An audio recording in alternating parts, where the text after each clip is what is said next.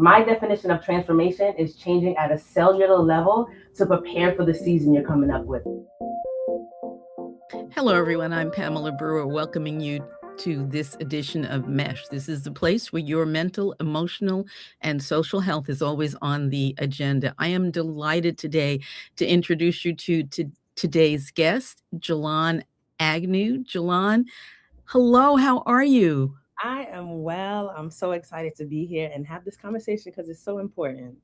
Well, I kind of want to start at the middle and then go back to the beginning. Okay, I like that. You talk about change. I mean, your life, and we will hear about that in a moment, but your whole life these days has been about change. How do you even approach change? And by the way, what is the name of your organization? The name of my organization is Knowledge of Self, which knowledge is actually my name spelled backwards. And it is my life's goal to help people find that from within themselves. And that's kind of what changes to me is when you find that shift from within yourself, because life is always changing around you. But that constant of the knowledge of self is what allows us to transform in expansive ways.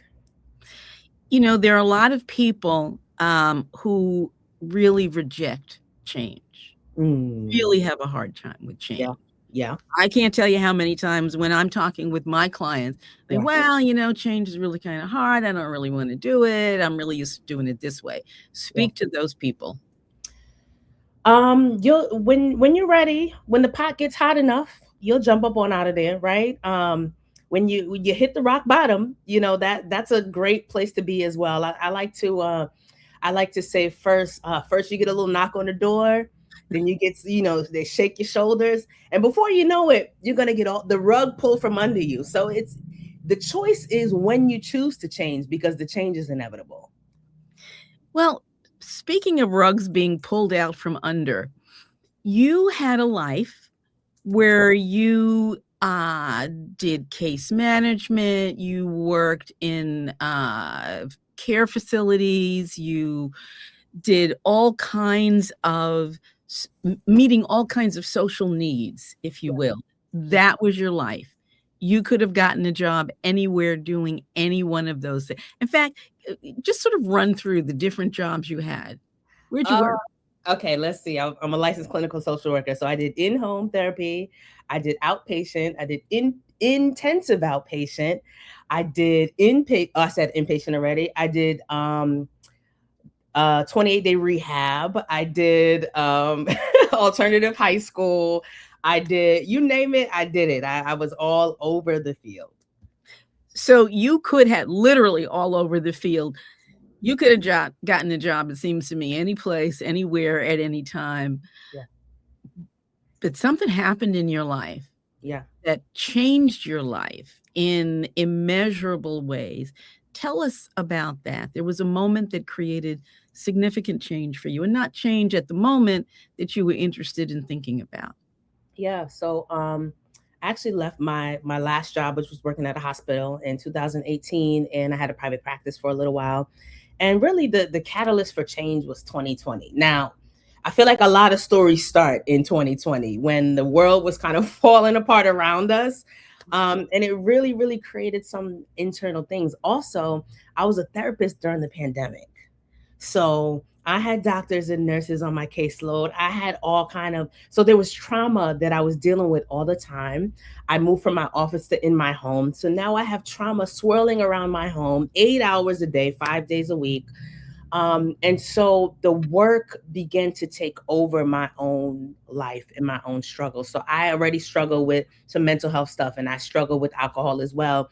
But 2020 was the catalyst to my alcohol addiction being at the worst it ever was.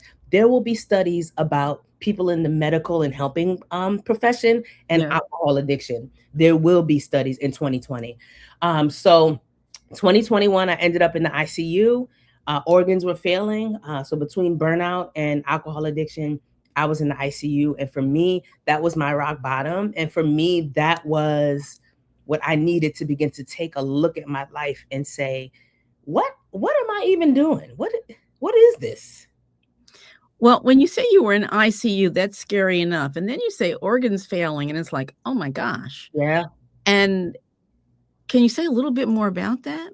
Yeah. So I went in and kind of my body was just shutting down. I was in a lot of pain and it was the scariest and most humbling time of my life.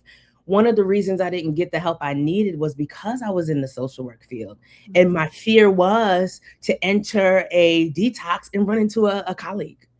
Right. So one of the reasons why I didn't get the help I needed was because of the title I had. So when Okay. I ended up in the ICU, I was in the physical hospital, not the mental health hospital, which gave me I could hide in it. But Mm, I remember one nurse saying to me, "Do you drink?" And I said, a little "Well," bit, a little bit. and she said to me, she looked at me and she said, "You can never drink again." Wow.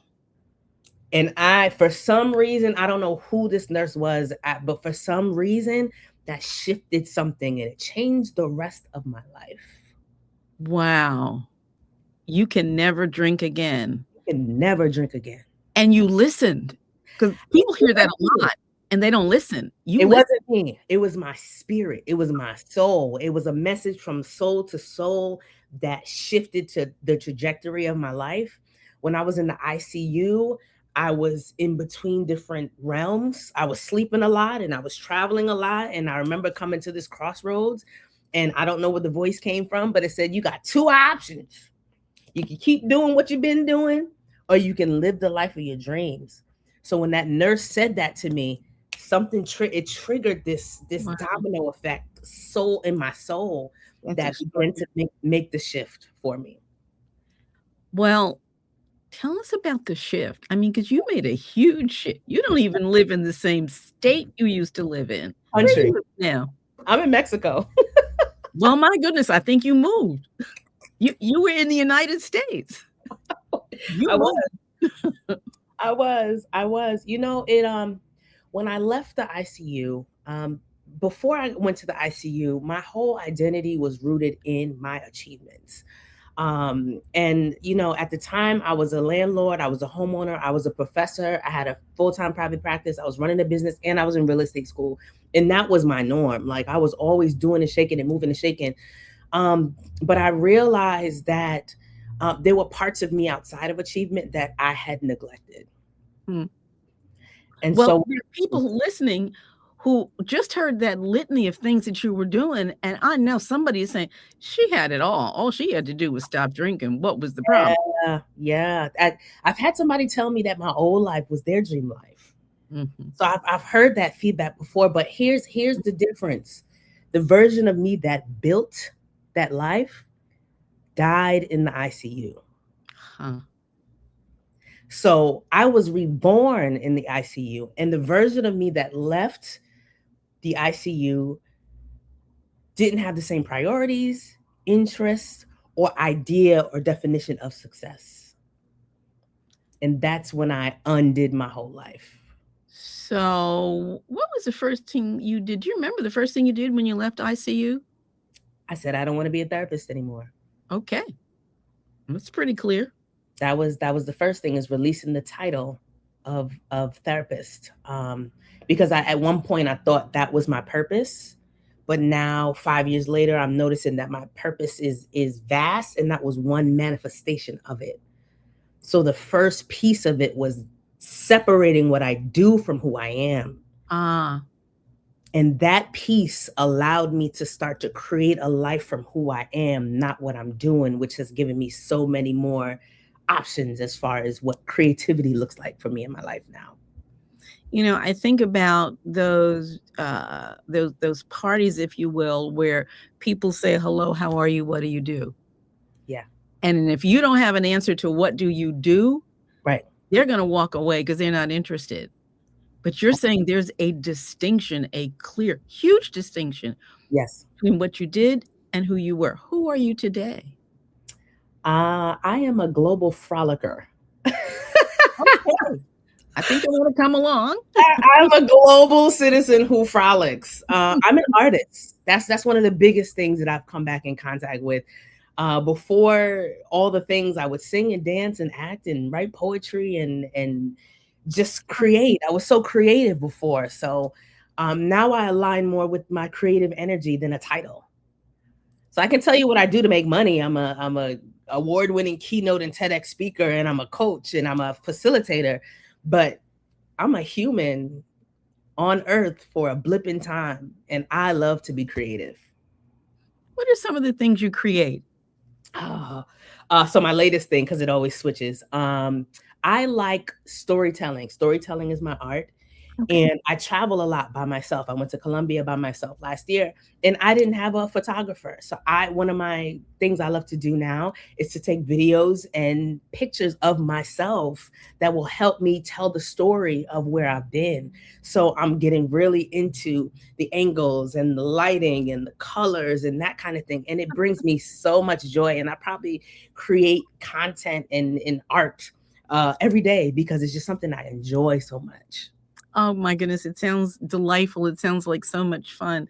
Let me just turn away from you for a second and invite our listeners to like, subscribe, follow, share M.E.S.H with someone you care about so that you can hear more of the conversations just like the one we're having today with Jelan. And I'm going back to Jelan, and you're doing so much amazing stuff. Let me tell me a little bit about the income producing stuff. How do you Yeah. have time? So what I do, the income producing stuff. So I'm a keynote speaker. I actually have a keynote at Bryant University next month. So they're flying me in to speak. I get to do my thing for an hour and come back to the beach. And that's a part of the dream life that I created. Is I want to be able to go in, collect my coins, and get back to my real life. Because I used to think the old life was the real life, but I'm realizing now that this is my real life. And what I do is just one character I play. And I also am a coach who I help women through this transition, this transformation. And the reason I think it's important is because you need a coach on the outside of the matrix. Like, let me just say, in the last 5 years, I sold my house, I sold my red Mercedes Benz, I paid off my student loans, I moved to Mexico, and I lost 64 pounds. So in my head, yikes.